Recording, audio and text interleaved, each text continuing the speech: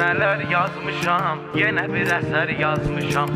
Bu xalqın taleyindən, dərdindən, gileyindən edim sizlərə söhbət, belə olubdu bu dəhşət.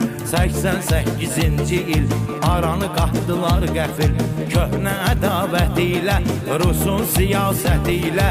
Erməni daşnaqları tutdular torpaqları, xalqı el obasından, yurdundan, yuvasından eylədilər didərgin, hamı əhval gərgin. Ayrıldı vətənindən, çölündən, səmənindən, çox su aralı qaldı, ürək yaralı qaldı. Gözlənilməz hal oldu, Qarabağ işğal oldu.